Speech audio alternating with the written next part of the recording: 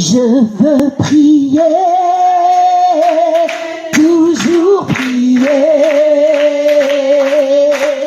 prier jusqu'à ce que Dieu m'exauce. Je veux prier, toujours prier, prier jusqu'à ce que Dieu m'exauce. Prier, prier, prier, je veux prier, toujours prier, prier jusqu'à ce que Dieu m'exauce. Je veux louer parce que tu m'as exaucé, parce que tu m'as entendu, Seigneur, louer jusqu'à ce que tu m'exauces. Et je veux crier, toujours crier jusqu'à ce que tu m'exauces. De manière importune, je veux crier, crier, crier jusqu'à ce que tu m'exauces. Je veux prier,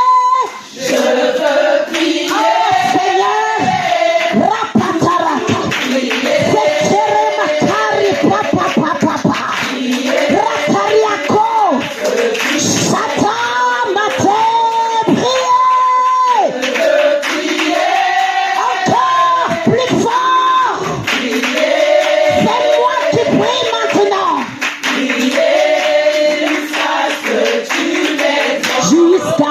Jusqu'à ce que tu m'exauces, jusqu'à ce que tu m'exauces, oh, jusqu'à ce que tu qui voit son exaucement. Quelque part de louange prophétique, parce que mon exaucement est trop lourd, parce que mon exaucement est trop lourd, je ne peux pas m'empêcher de faire de pas de danse. Parce que ma délivrance est déjà là. Oh Seigneur, exauce notre foi. Oh, libère la foi de ma maman ici. Ratarapa, que sa rétine voit la récompense de la foi. Que sa rétine voit la récompense de sa foi. Merci Seigneur, merci.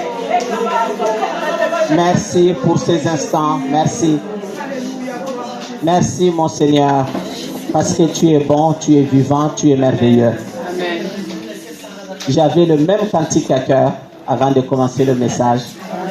Mais j'ai dit au Seigneur, Seigneur, je ne connais pas sans chanter. Qui est la sœur qui va chanter pour moi? Je pensais à la sœur Elsa, mais le Seigneur m'a précédé. Que son nom soit béni. Voilà, merci. Donc, vous pouvez vous asseoir. Seigneur, je ne veux pas t'adresser une autre prière, sinon celle que l'assemblée de ton peuple t'a adressée concernant ce sujet. Merci beaucoup que tu nous conduises. Ma soeur, j'ai combien de minutes? Parce que je suis très bavarde. Dis-moi, il me reste combien? Parce que je peux raccourcir.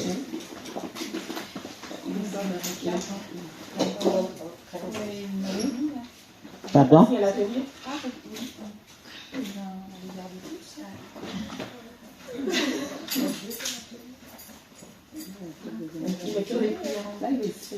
Une bonne heure et demie, je pense. Non. Regarde là, c'est quoi? Louange, témoignage, exhortation, 15h45. Mais nous sommes déjà à 15h45. Alors, combien tu me donnes? 30 minutes, 3 quarts d'heure? Oui, c'est bon. 3 quarts d'heure. Donc, entre 30 à 3 quarts d'heure. Bon, d'accord, on y va. Je ne sais pas exactement à quelle heure. 30 minutes, ça fait quoi? 30, 3, 10, pas à 16h30. D'accord. 16h30. Mais non, ça fait 16h15. Oui, D'accord, mais merci. entre 16h15 et 16h30. 16h30. À 30, je dois finir. Voilà. Très bien. Voilà, ce matin, merci beaucoup mes sœurs. La sœur m'a demandé d'apporter la parole. Je n'ai pas dit non. Donc, je m'abandonne entre les mains du Seigneur. Ce n'est pas parce que je connais plus, mais c'est seulement parce que le Seigneur l'a voulu. C'est sa grâce. Donc, nous sommes là pour nous exhorter, pour nous encourager les unes les autres, pour nous porter dans la prière. Excusez-moi, celles qui veulent peut-être suivre avec des notes, si elles veulent sur le smartphone, on fait passer le scan pour avoir le livret. Okay. Voilà. Donc, les sœurs m'ont demandé de parler sur le moment de la prière. Nous avons déjà parlé de beaucoup de choses. C'est quoi la prière? Qu'est-ce que la prière nous apporte? Est-ce que la prière est toujours exaucée? Tout ça, je ne reviens plus. Mais je reviens sur un seul sujet dont nous avons parlé. Quand faut-il prier? Je sais que nous avons aussi répondu. Nous avons répondu, c'est-à-dire que la parole de Dieu nous a déjà donné la réponse. Qu'il faut prier en tout temps. Il faut prier tout le temps. Faites connaître vos besoins à Dieu, donc en tout temps, par des prières et des supplications. En tout temps. Nous avons déjà répondu. Cependant, dans le psaume 148, la parole de Dieu nous dit que Dieu a mis ses lois dans la création et il ne les changera pas.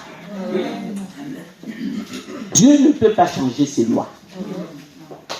D'abord parce qu'il est Dieu et puis parce qu'il n'est pas menteur. Ce qui est sorti de la bouche de Dieu ne peut pas revenir à lui sans que cette parole n'accomplisse ce pourquoi Dieu l'a sorti. Parmi les questions dont nous avons parlé du silence de Dieu. Je vais vous partager une chose. Vous savez pourquoi Dieu ne répond pas toujours? Moi aussi, je l'ai découvert il y a quelques jours. Parce que quand Dieu sort une parole de sa bouche, il devient lié à cette parole. Et comme Dieu est sage, des fois quand nous lui parlons, il ne répond pas. Parce qu'il ne veut pas se lier. Alors il garde le silence. Mais une fois que la parole est sortie, il est lié. Il doit l'accomplir. Non pas parce qu'il se sent obligé de l'accomplir, mais c'est parce qu'il est la vérité. Et qu'il ne ment pas. Donc il va l'accomplir.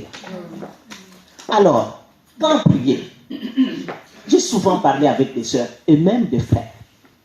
Je vais vous dire 3 exemples. Je parlais avec une sœur de tout et de rien. Je lui dis, ma sœur, est-ce que tu pries? Elle me dit, j'ai pas beaucoup de temps. Il dit, oui, j'ai pris. Quand je vais au travail, au volant de ma voiture. Donc, en ce moment-là, je prie, je remercie le Seigneur. Mais comme je ne travaille pas très loin, donc j'arrive vite et pendant ce temps, je prie. Une autre fois, dans une autre circonstance, je parlais avec une autre sœur. Moi, je dis, sœur, est-ce que tu pries? Elle me dit, ma sœur, moi, je mets de louanges. Quand je me lève le matin, je mets de louanges, les cantiques. J'aime beaucoup écouter les louanges. Parce qu'on dit que prier, chanter, c'est prier 2 fois. Alors, moi, je mets de louanges. Toute la journée. Moi, je ne mets que de louanges, des cantiques. Et puis, je lis aussi le psaume. Une 3e sœur. J'ai pris 3 sœurs. une sœur très reconnaissante qui m'envoie souvent des SMS. Et prie pour moi, pour ceci, pour cela. Merci pour vos prières. Le Seigneur a répondu. Ou bien il faut continuer à prier. Ensuite, elle me présente un problème. Je lui pose la question. Ma sœur, est-ce que tu pries pour ça? J'étais surprise un peu par sa réponse. Elle me dit, mais tu sais, je n'ai pas beaucoup le temps. Je n'ai pas... Elle m'envoie le SMS, prie pour moi. Mais le jour où je lui pose la question, est-ce que tu as prié? Elle me dit qu'elle n'a pas beaucoup le temps. Et elle m'explique. Parce que tu vois, je travaille beaucoup. Quand je rentre le soir, je suis très fatigué. Je prends ma douche, je cherche de manger quelque chose, après je vais dormir. Et puis le matin, je me réveille toujours à 7 heures. Ça, c'est la sœur qui me dit. Je me réveille toujours à 7 heures du matin. Je dois m'occuper de mes enfants. Je les amène à l'école. Et quand je rentre, il faut que je fasse à manger. Parfois, je dois aller faire les courses. Mais si j'ai 10 minutes ou 15 minutes, je peux prier. Je pense que c'est pour cela que le Seigneur, la sœur m'avait demandé de prier. Quand faut-il prier? J'ai compris que parmi nous, la prière était parfois un problème. Je ne sais pas, je ne juge pas. Mais c'est ce que le Seigneur m'a mis à faire. Quand faut-il prier?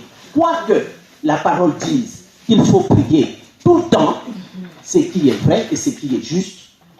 Cependant, il y a des moments que Dieu a mis dans sa création, dans le cosmos, où le ciel est plus ouvert, plus favorable pour écouter et répondre. Parce que c'est des temps que Dieu a mis lui-même de sa propre autorité dans la création. Vous comprenez? Je vais commencer par la Genèse. Nous allons le lire. Genèse 1. Genèse 1, à la création. Je vais lire très vite parce que je n'ai pas beaucoup de temps. Au commencement, Dieu créa les cieux et la terre. La terre était informe et vide. Il y avait des ténèbres à la surface de l'abîme.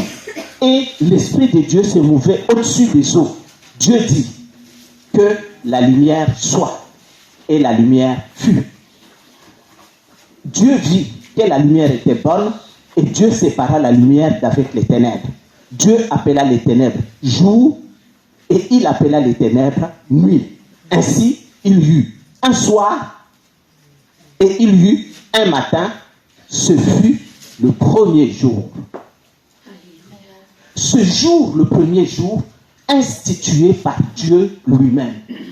Il ne peut plus le changer parce qu'il l'a fait. Il l'a fait en appelant la lumière et en séparant, puisque avant il y avait les ténèbres, il appelle la lumière et il sépare la lumière des ténèbres. Vous voyez, ça c'est un temps que Dieu a fixé dans la création. Il ne peut plus le changer parce qu'il est Dieu. Il y eut un premier jour. Ce jour-là était composé le fait que Dieu sépara la lumière des ténèbres. Fixé dans le cosmos. Ce matin, quand la sœur parlait, j'ai entendu beaucoup de mots qui sont revenus. La sœur parlait de fréquences. La sœur parlait de fréquences. Quand nous allons en vacances, quand vous êtes en voiture, vous êtes sur l'autoroute ou même sur les routes nationales, parfois vous voyez FM 101.1. C'est-à-dire que si vous êtes dans votre poste, vous avez un poste de radio, et que vous voulez écouter la radio, vous devez vous connecter à cette fréquence-là. Si vous n'avez pas cette fréquence, vous ne pouvez pas entendre. Ou à la limite, vous entendrez.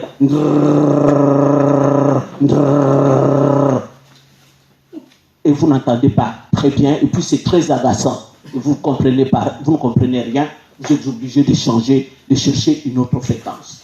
Dieu a des fréquences dans le temps qu'il a créé, lui-même, qu'il a fixé.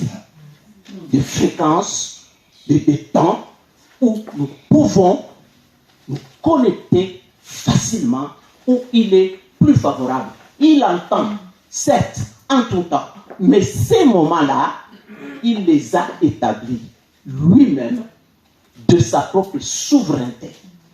Et quand vous découvrez ce temps-là, vous découvrez une clé. Amen. Une clé Amen. qui peut résoudre votre problème. Comme il a dit, ma soeur a dit, prier seulement ne peut pas suffire. Parfois, il faut jeûner. Jeûner, parfois, ça ne suffit pas. Il faut s'aimer. Donc, dans la création de Dieu, il y a des moments comme ça, des fréquences favorables, où tu mets une bonne fréquence et tu captes. Amen. Tu vas capter ce que Dieu est en train de dire. Amen. Je vous pose la question, il ne vous est jamais arrivé de vous rendre compte, vous dites, mais ce verset, je l'ai déjà lu plusieurs fois, pourquoi je ne le comprenais pas? Et pourtant tu l'as déjà lu. Parce que ce jour-là, tu n'étais pas sur la bonne fréquence. Amen. Tu ne le comprenais pas, tu ne pouvais pas le comprendre.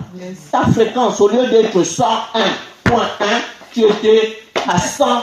Tu ne pouvais pas comprendre. Impossible de le comprendre. Vous voyez?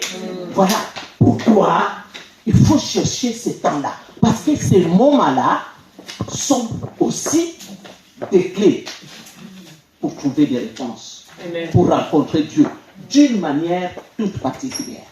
Amen.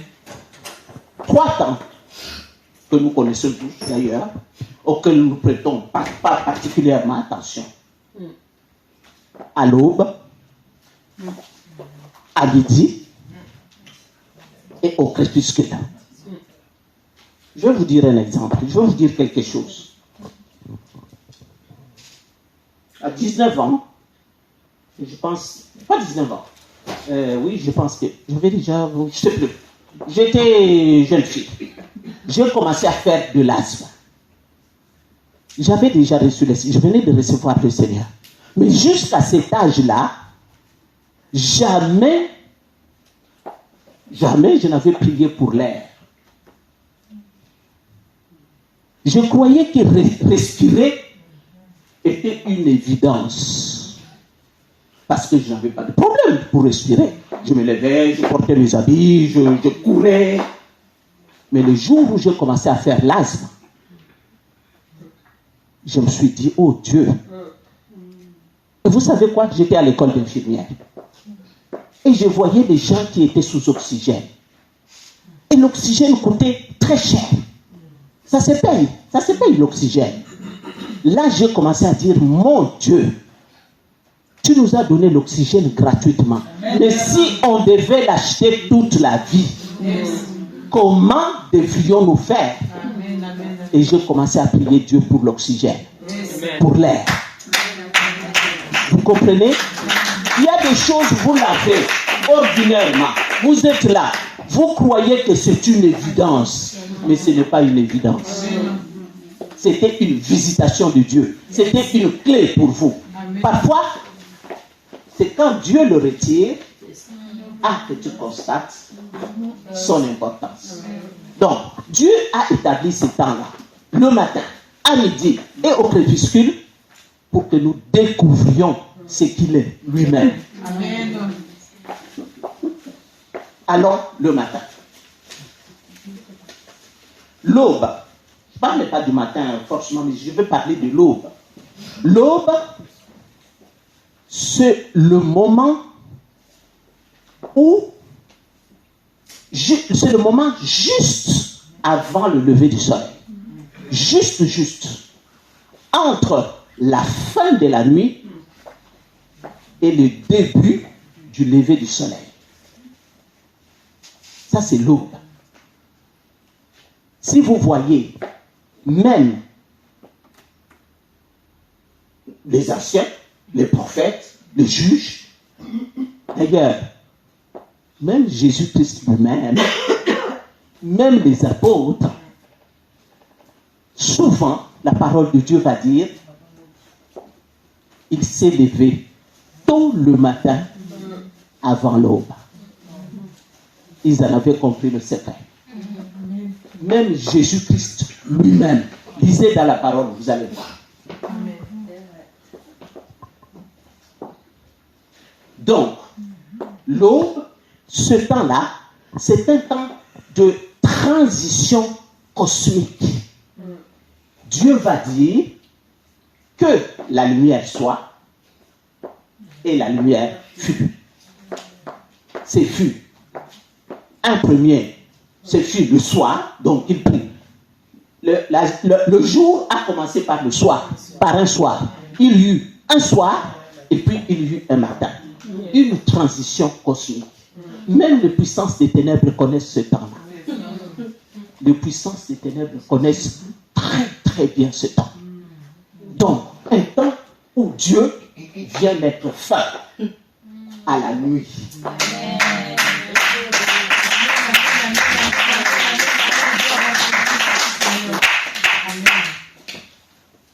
La sœur nous a partagé sa vie. Ta vie a peut-être été jusque-là ténèbres. Nuit. Et ta question était toujours, quand est-ce que ça va prendre fin? Quand est-ce que ça va finir? Voilà le moment où tu peux venir superposer ta prière avec ce que Dieu a posé dans la création. Quand tu te lèves à l'aube, tu viens dire à Dieu, je te proclame créateur des cieux et de la terre. Elohim est ton nom. El Elyon, parce que tu es au-dessus de tout. Tu es au-dessus des ténèbres. Tu proclames la suprématie de Dieu. Comment veux-tu que le cœur de Dieu ne se réjouisse pas? C'est un geste spirituel. Ce n'est pas une évidence. Ma soeur a dit, quand tu apportes ton offrande, tu parles. Quand tu te lèves à l'aube, tu parles.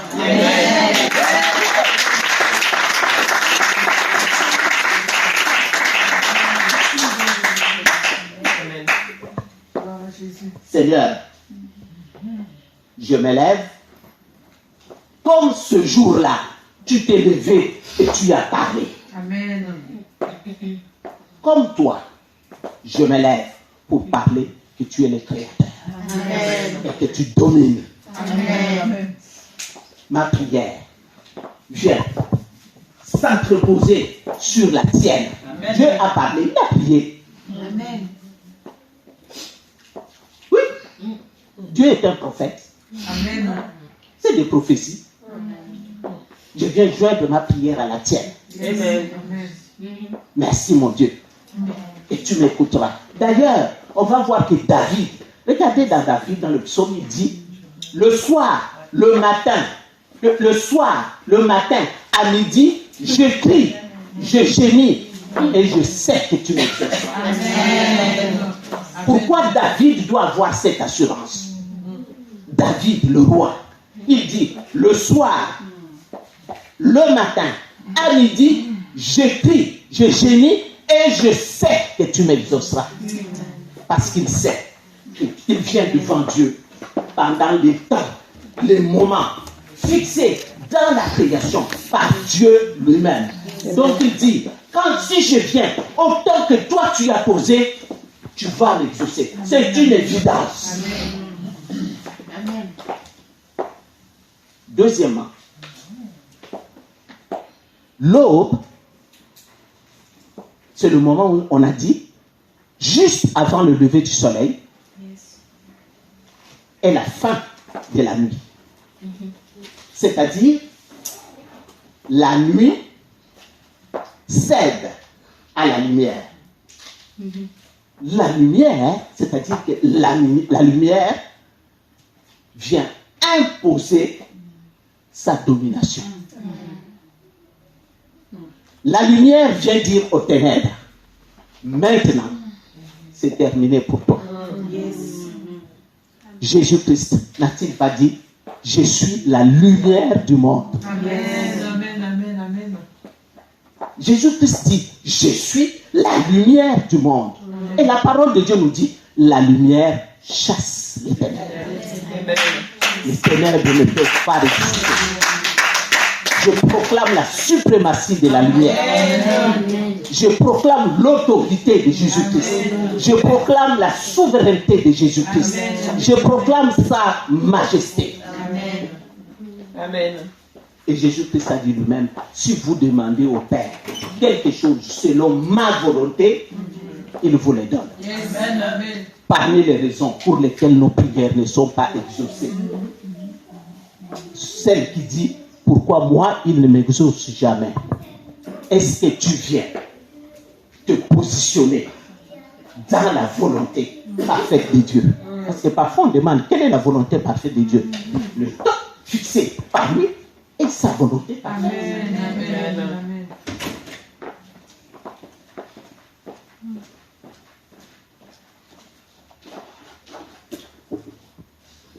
Quand je dis que même les puissances des ténèbres connaissent ce moment-là, de l'aube, vous allez voir dans l'Ancien Testament, quand Dieu envoie Moïse vers Pharaon, Dieu va lui dire, tu vas te lever tôt le matin, Yes. tu le rencontreras pendant qu'il va au fleuve. Voilà. Maintenant, je vais vous poser la question. Pharaon était le roi. Il était le roi, non? Qu'est-ce qu'il allait faire au fleuve tôt le matin? Répondez-moi. Il avait... Tout l'Égypte était à lui. C'est vrai, Véolia n'était pas encore là. Mais il avait des travailleurs chez lui. Est-ce qu'il avait besoin d'aller se laver au fleuve? Vous croyez qu'il allait prendre sa douche au fleuve? Tôt le matin, à 5 heures du matin. Vous pensez vraiment que le pharaon allait prendre sa douche?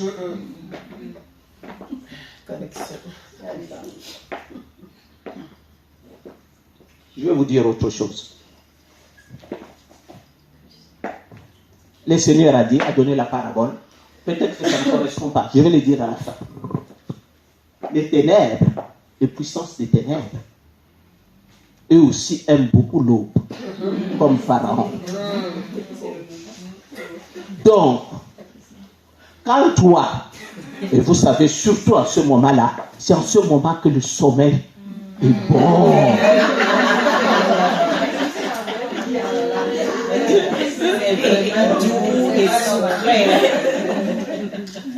Vous croyez vraiment que c'était un hasard? C'est en ce moment-là où tu fais.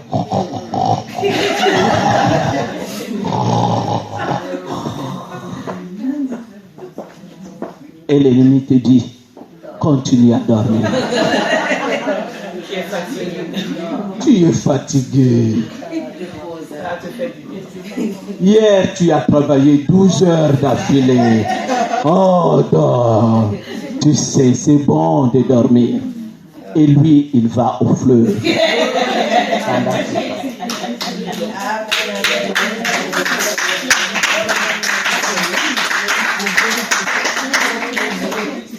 Lui, il se dirige au fleuve. Il a miné toute sa journée. Il a mis le filet. Il a mis des mines. Il a chanté des cantiques pour ses dieux. il a invoqué ses dieux pour que ta journée, tu ne fasses rien du tout. Pour que tu ne voies que ténèbres. Pour qu'il te rende malheureuse. Pour que tu souffres. Pour que tu n'obtiennes rien. Tous, parce que vous savez, Satan a une petite avance sur nous, les puissances des ténèbres. Ils ont un petit pas d'avance sur nous. Parce qu'ils sont des esprits. Nous aussi, nous sommes esprits. Mais nous sommes limités dans cette enveloppe. Donc, ils voient, si le Seigneur nous permet, nous parlerons de ça plus tard, ils ont une petite avance. C'est-à-dire qu'ils voient un peu plus loin que nous. Ils ne voient pas tout. Rassurez-vous, ils ne voient pas tout. Mais ils savent un peu. Et ils jouent beaucoup sur ce qu'ils savent. Il n'y a que l'homme qui ne veut pas utiliser ce que Dieu lui a révélé. Satan lui utilise bien les révélations. Très très bien. Quand il a entendu Dieu dire à Ève que tu lui écraseras la tête, mais qu'il te montrera le talon, lui a très bien utilisé ça, il a compris. Et il ne perd rien, il ne perd rien. Mais c'est nous qui...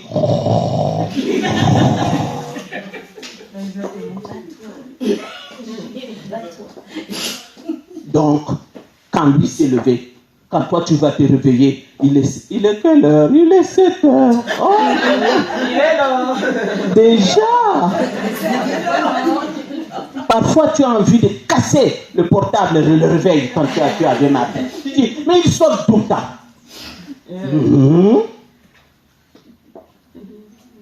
Et toute la journée est minée. Et tu ne vois rien. Tu ne vois pas, tu ne vois rien. Mais ta journée est déjà minée. Tu ne peux pas dormir à l'aube. Tu ne peux pas, tu dois les devancer. David va dire, je réveillerai l'aurore. Oh mon âme, réveille-toi. Réveille-toi, mon luth et mon arc. Je réveillerai l'aurore. Pourquoi David, roi, devait se réveiller avant l'aurore pour chanter à l'Éternel? Vous pensez, vous le connaissez? Pourquoi David doit chanter ça? Je réveillerai l'aurore. Réveille-toi, mon âme. Réveille-toi, mon luth et ma harpe. Lui avait compris. Lui avait compris. Nous qui venons souvent de l'Afrique, avec toute la sorcellerie, quand vous demandez aux gens qui ont fait ça, ils vont vous dire, on lui avait donné un truc, on lui a dit, à 2h du matin, ou à 5h du matin, à 5h, à 5h du matin, avant qu'il ne fasse jour, tu iras avec ça, tu le déposeras là. Pourquoi à 5h? Pourquoi il ne lui a pas dit à 8h?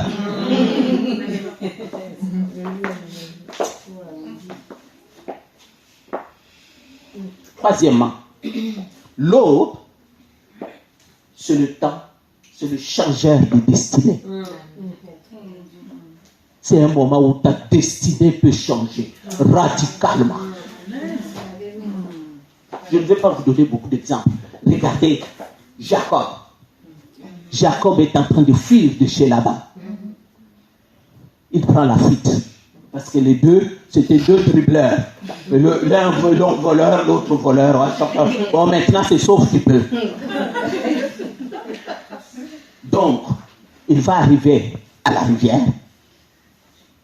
La Bible dit qu'il traversa, il fit traverser toute sa famille, les enfants des serviteurs, et il resta seul. Il resta seul. Et c'est là, en restant seul, toute la nuit, que l'ange va venir le visiter. La Bible dit qu'il va se battre avec l'ange. C'est le moment de visitation.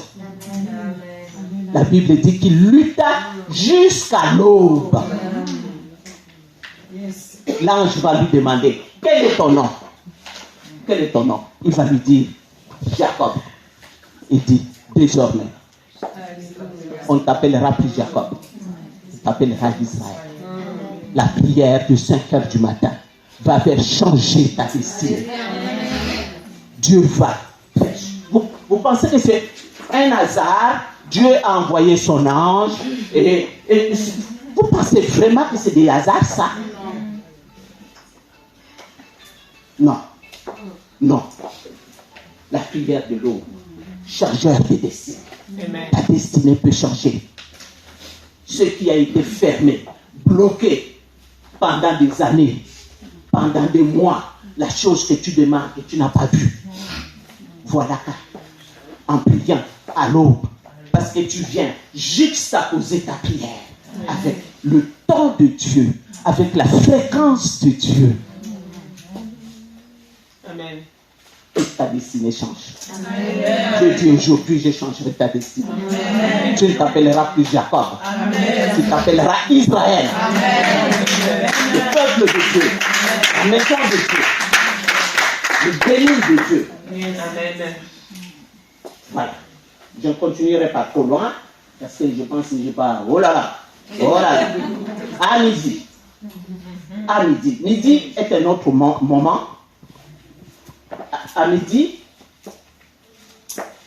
le soleil est vraiment au zénith. C'est-à-dire c'est le moment où la clarté, la lumière est à son plus haut niveau, plus haut éclat. Évidemment, dans les conditions normales, la lumière, elle est vraiment à son plus haut niveau. Ce temps est aussi un temps spirituel.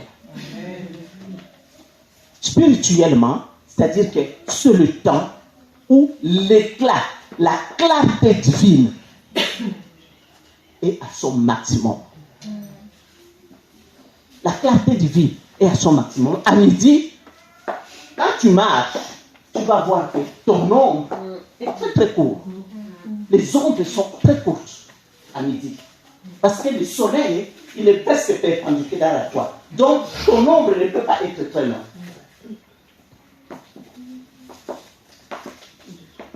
À midi, la clarté divine brille tellement que les illusions de l'ennemi sont faibles.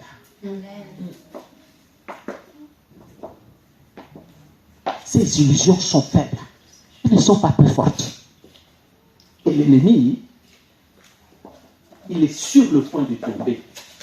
Parce qu'il ne peut pas t'aider. Vous savez, regardez, quand vous avez un bateau, quand il veut accoster, ce bateau a l'ancre. Donc, il faut qu'il accroche son ancre sur un poteau pour que le bateau s'arrête. À midi, cette ancre devient tellement fragile.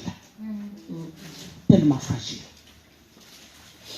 À midi, l'ennemi cède facilement. Il cède facilement.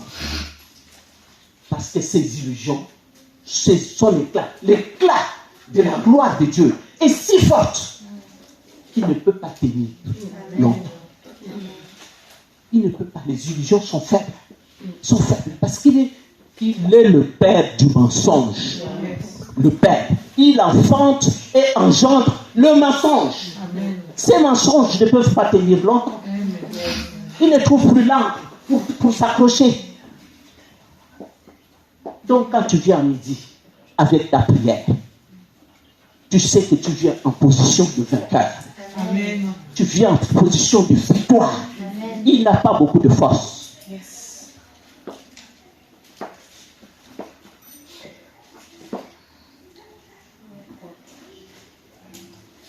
Dans l'Ancien Testament, quand on lit, vous allez voir, et même dans le Nouveau Testament, même dans les Actes, vous allez voir qu'il parle beaucoup de la prière de la 6e heure et la prière de la 9e heure. La 6e heure et la 9e heure. Parce que, justement, pourquoi il parlait de la 6e heure? Parce que Israël considérait que le jour commençait à l'aube. Donc l'aube, c'était la première heure. L'aube, c'était la première heure. Et donc, il comptait la première heure, la 2e heure, la 6e heure, c'était midi pour nous aujourd'hui. La 9e heure, c'était 15 heures. La parole de Dieu nous dit, vous allez voir dans beaucoup, qu'il nous parle par exemple de Pierre. Il nous parle de Pierre. Donc, Ils disent d'abord qu'il y avait ce centenier, Corneille, qui était un centenier, donc un chef, un officier romain, centenier, c'est-à-dire il avait à sa charge 100 soldats. Il était chef, il était centurion. Donc, lui habite Césarée. Pierre habite Joppé. Si vous regardez sur la carte, Césarée est au nord, Joppé est au sud. Je ne sais pas combien de kilomètres les séparent, mais ça fait plus d'un jour de marche. Pendant que cet homme, qui faisait beaucoup de monde, qui aimait Dieu sans le connaître, mais qui l'aimait, devinez, il était en train de prier à quelle heure? À la 9e heure. Je vous pose la question. Il n'était pas juif. Il ne connaissait rien de la loi juive. Mais qui a dit, qui a révélé à ces centeniers qu'il fallait prier à la 9e heure? Il était romain. Les Romains avaient leur Dieu. Ils priaient beaucoup de dieux.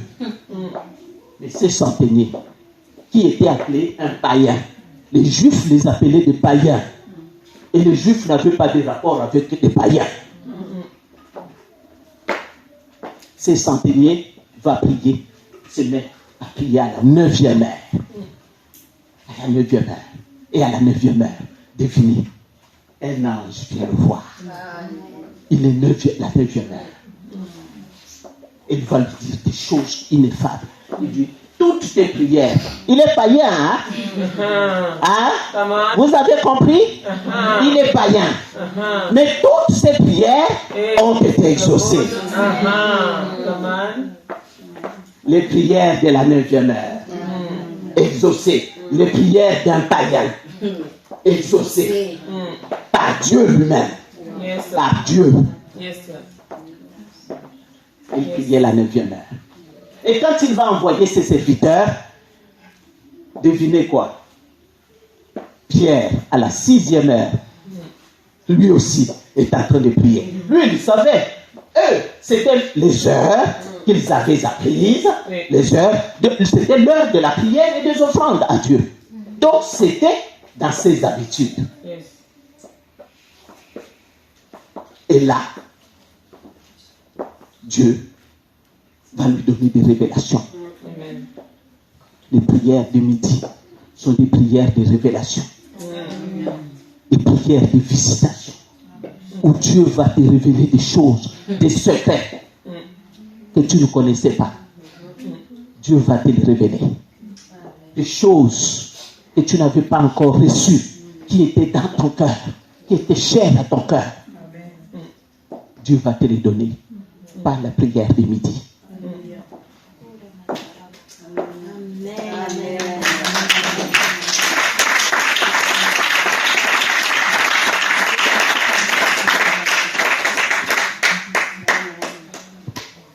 La Bible ajoute, Jésus-Christ est mort à midi. Vous savez ça? Parce que la Bible dit que de la 6e heure à la 9e heure, il y eut des ténèbres sur toute la terre. Donc, je vous pose la question. Vous pensez que c'est un hasard que Dieu va vouloir? Pourquoi il n'est pas mort à 7 heures du matin? Il aurait pu mourir à 7 heures du matin ou à 11 heures.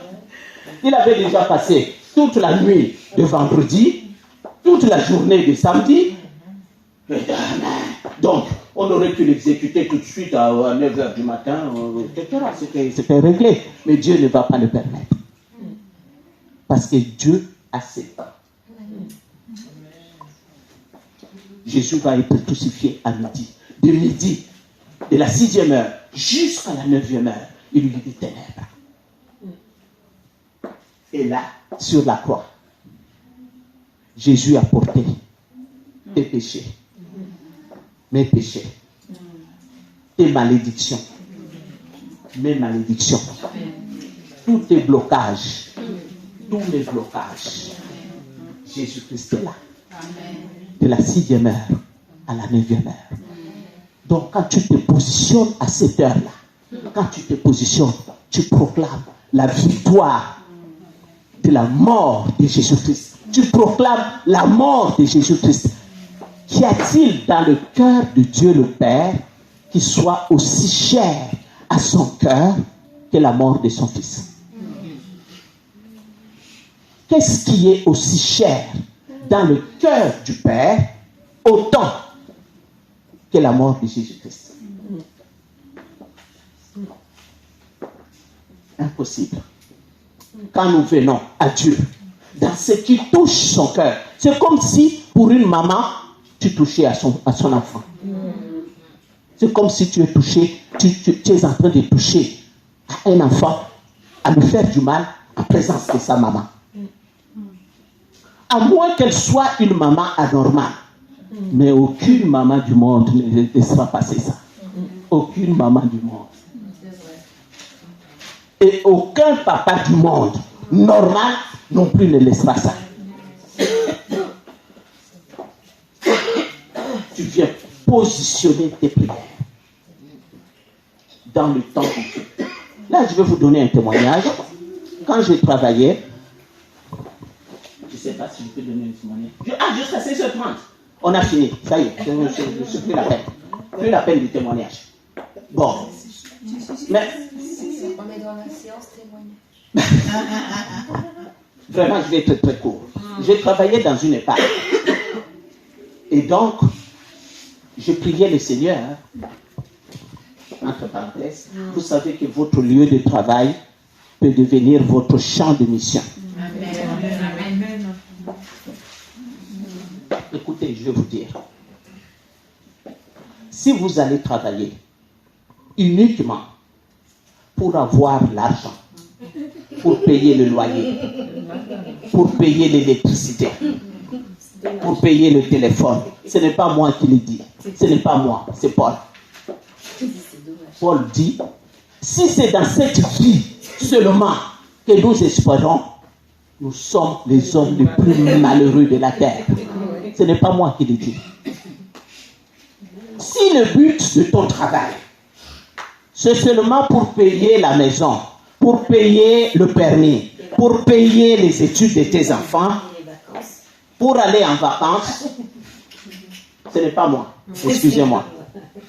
Ce n'est pas moi. C'est Paul. Il dit, vous êtes les hommes les plus malheureux de la terre. Faites de votre lieu de travail votre champ missionnaire. Ce n'est pas la peine de commencer à demander à Dieu de t'envoyer comme missionnaire en Chine. Le Seigneur peut te répondre, mais je t'ai donné aussi un grand champ. Je vais être court. Je suis trop bavard. Donc, je suis en train de prier. J'ai dit, Seigneur, je te bénis pour ces lieux. C'est mon champ de travail. J'ai dit, Seigneur, quelles sont les armes que tu m'as données dans ces lieux? Et je prie. Je pleure Dieu. Je dis, Seigneur, je ne quitterai pas cet établissement sans que tu m'aies donné au moins une âme. Je dis, Seigneur, je ne partirai pas. Je ne prendrai pas ma retraite tant que tu ne m'as pas donné une âme. Je ne suis pas venu faire du tourisme ici. Je suis venu s'aimer. Et vous savez que dans les EHPAD, pour rentrer à l'époque, parce que peut-être que les choses ont changé, j'ai beaucoup de sœurs qui travaillent là, il faut avoir au moins 60 ans. Mais on peut y entrer dans les EHPAD, hein, je parle des EHPAD, donc ce qui est médicalisé. On peut rentrer pour X raisons par dérogation. Donc on va recevoir un monsieur qui a 58 ans, qui avait un cancer, un stade terminal. Donc il est encore jeune. Il a toute sa tête. Contrairement à la majorité de ceux qui sont dans les EHPAD, lui a toute sa tête. Mais il est insuffisant respiratoire. On doit le sortir avec la bouteille de gaz, la bouteille d'oxygène, etc. Et je suis en train de prier pour lui. J'ai fait plusieurs tentatives pour essayer de lui parler du Seigneur. Alors, il ne voulait rien savoir. Si Dieu existe, pourquoi tous ces malheurs, pourquoi toutes ces guerres? Vous avez déjà connu toutes ces réponses-là.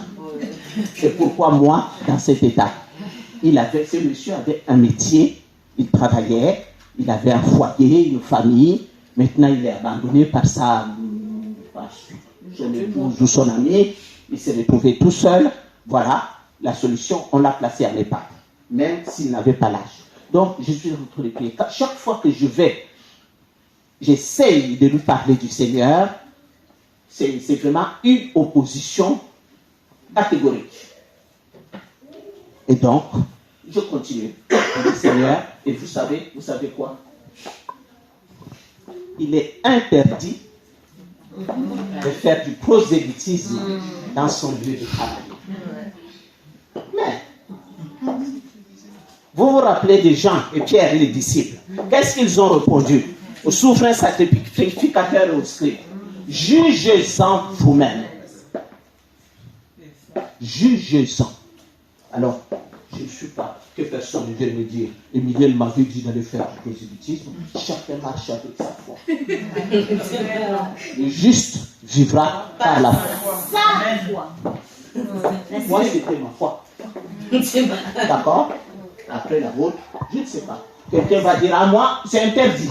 Moi, j'obéis. Dieu a dit, on doit obéir aux autorités. Très bien. Bref. Je continue à prier pour cet homme. Un jour, nous avons fini les transmissions. Voilà, 13h30, 14h, je reviens dans le bureau. Je suis en train de faire mes affaires et je suis en train de prier. Je suis en train de prier pour lui. Et j'entends vraiment le Seigneur lui dire, va le voir. J'ai dit, ah bon, Seigneur, maintenant? Oui, va le voir. D'accord. Justement, j'avais un pansement à lui faire. Je prépare les affaires sur le chariot. Hop. Je ferme la porte. Fermez votre porte. Fermez la porte. Je commence à faire le pansement. Et j'ai recommencé la conversation. Petit à petit. Il y a Flo, je ne sais pas si tu te rappelles. On lui avait fait même une clé USB pour lui envoyer des paroles. J'ai dit à Flo, trouve des messages. Comme il était insuffisant respiratoire et qu'il ne pouvait pas beaucoup parler, j'ai dit enregistre des messages et des louanges. Là, Flo l'a fait. C'est elle qui connaît faire, je ne connais pas. Je suis allé lui donner la clé. Apostolique et prophétique. Ce jour-là, je lui parle. Il ne répond pas. Ne proteste pas. J'avais 2 jours de repos.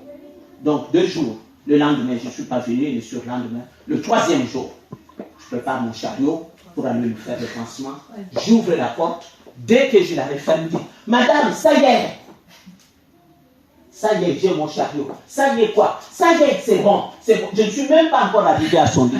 C'est bon, ça y est. Ça y est quoi? J'ai compris. J'ai compris. Qu'est-ce que vous avez compris? Ça y est, j'ai compris. J'ai fait la paix avec lui. Lui qui est Dieu.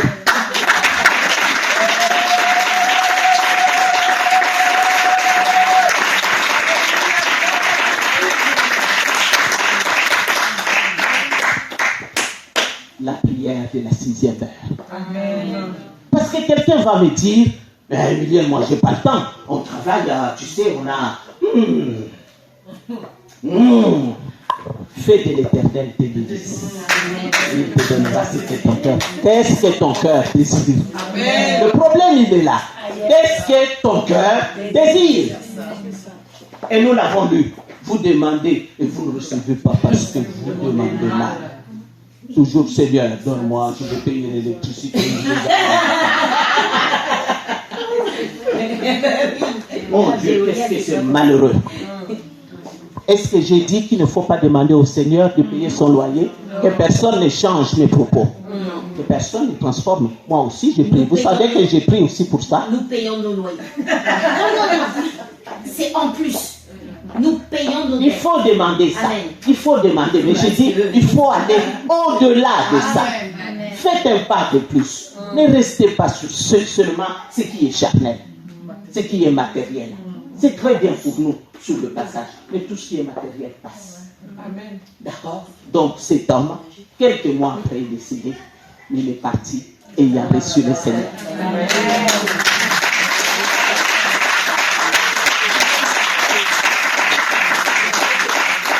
Vous savez l'ironie du sort. C'est lui qui commençait à m'évangéliser. Chaque fois que j'allais lui faire son pansement, il commençait à m'expliquer pourquoi il ne croyait pas et maintenant pourquoi il croit. Il a même dans ses explications, il est passé par la repentance. Amen. Bon. Mes heures, on était où? On était à la prière de midi. Hein? Conclusion. La prière du crépuscule. Le crépuscule. C'est à quelle heure? Le soir. 21h? Non, pas du tout. Au coucher du soleil, quand le soleil se couche, juste avant que la nuit ne s'installe. Ça dépend de la saison. Ça dépend. Il y a pas de... C'est par rapport au soleil. Ce n'est pas forcément par rapport à l'heure. Je parle en fonction du mot que tu as utilisé parce que c'est moi que je ne sais pas. Ah, le crépuscule. C'est le soir. C'est le soir, mais c'est une bonne question. Cherche quand le coucher du soleil. Le crépuscule. Oui. Le soleil va perdre son éclat et c'est les ténèbres qui vont commencer à dire maintenant c'est notre tour. C'est notre tour. Et c'est là que je reviens. Jésus a donné cette parabole et cet homme il dit un homme est sorti pour semer. Il a semé dans son champ. Mais un ennemi est venu quand? Pour faire quoi? Semer l'ivraie. Parce qu'il est le Dieu des ténèbres, de l'obscurité. Toutes les bénédictions que Dieu t'a données la journée, tu avais prié, tu avais intercédé. Il dit, jamais. Aussi longtemps que je vis, jamais il ne l'aura. Marie-Laure, Dieu lui a donné ça. Eh bien, moi je dis non. Je viendrai s'aimer l'ivraie. Je viendrai s'aimer l'ivraie. C'est pour ça qu'il faut prier. Il faut prier le soir avant de dormir. C'est une sécurisation. C'est une prière de sécurité. Tu appelles la sécurité de Dieu pour que le semeur de l'ivraie ne vienne pas s'aimer l'ivraie. D'accord? Il ne vient pas s'aimer l'ivraie. Toi, tu as passé avant lui, avant qu'il ne vienne. Puisque tu viens au crépuscule, lui il va venir la nuit. Et donc tu le précèdes. Nous devons précéder nos ennemis. Amen. Nous devons précéder nos ennemis. Pour gagner la bataille, nous devons précéder nos ennemis. Comme ça, quand ils arrivent, eh bien, nous avons déjà assiégé tous les territoires. Alors ici, je vais parler de ceux qui souffrent de l'insomnie. Hein? Parce que la nuit, c'est des moments d'angoisse aussi. Il y a beaucoup de gens qui ont du mal à dormir. Ils ne peuvent pas dormir sans un comprimé. Là aussi, la prière du crépuscule, c'est pour prendre la victoire sur toutes ces choses. Les angoisses de la nuit, les insomnies, les cauchemars. Hein? Il y a des gens qui ne font que des cauchemars la nuit. C'est là aussi que tu prends la victoire sur tous tes ennemis de la nuit. Que le Seigneur vous bénisse. Amen.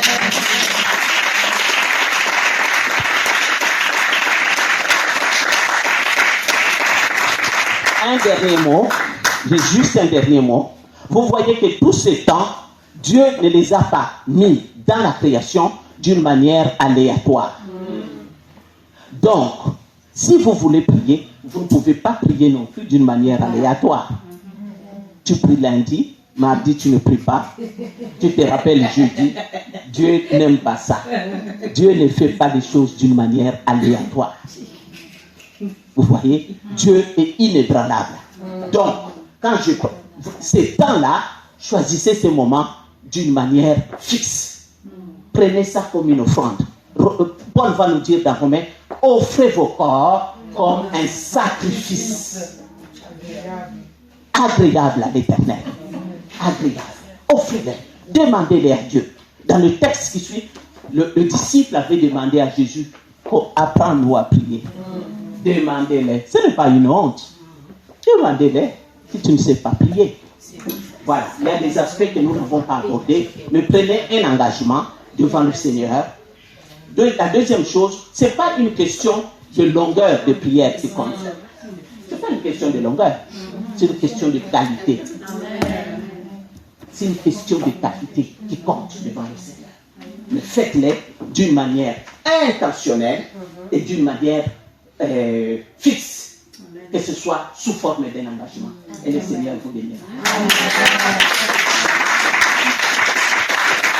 Amen. Amen, amen. Que le Seigneur soit glorifié. Alléluia. Moi, quand je vois tout ça, j'ai envie de demander un don particulier au Seigneur.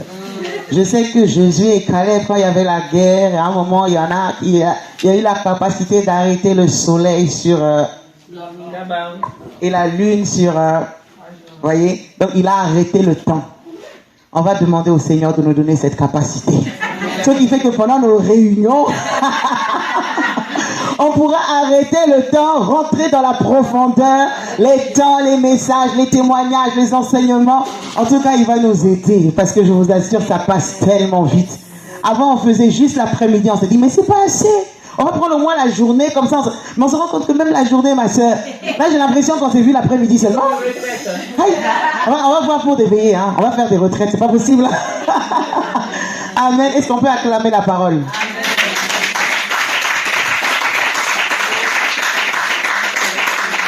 Je vais juste dire deux choses parce que quand maman Emilienne elle intervenait, elle a soulevé une question qui a été posée, la différence entre la prière d'intercession et la prière de combat. Voilà, c'est des choses qu'on pourra décortiquer plus tard, mais juste si je peux me permettre de dire deux mots. La prière d'intercession, c'est une prière au fait où tu viens comme un avocat, où tu viens au fait plaider et tu t'adresses au Seigneur. C'est comme Jésus, il est le médiateur, il est celui qui intercède pour nous. Par rapport à une situation, tu te lèves, tu intercèdes. Le Seigneur dit, je cherche quelqu'un qui se tienne à la brèche. Donc là, au fait, tu intercèdes, tu parles à Dieu en faveur d'une situation, en faveur de quelqu'un par rapport à une situation donnée. Ça, c'est l'intercession. Maintenant, la prière de combat spirituel, tu parles à l'adversaire. Tu parles à l'adversaire, tu es en mode combat au fait. Tu te lèves avec l'autorité. David disait, ta houlette et ton bâton m'accompagnent. Quand tu viens au Seigneur, au fait, c'est la houlette, Seigneur, miséricorde, ta grâce, l'intercession. Maintenant, le combat, c'est l'autorité. Tu viens en tant que position d'enfant de Dieu. Et tu ordonnes au nom de Jésus que l'ennemi lâche, qu'il lâche prise. Les chaînes se brisent. Voilà la différence majeure entre la prière d'intercession et la prière de combat. Tu ne t'adresses pas au même. Avec le Seigneur, tu ne vas pas venir en train de dire, oui Seigneur, tu viens parce que c'est ton Père. Mais l'ennemi, il est déjà vaincu. Donc tu lui rappelles ses droits et tu récupères ce que tu dois récupérer. Donc voilà. N'hésitez pas à liker, à partager la chaîne et à vous abonner. Soyez bénis.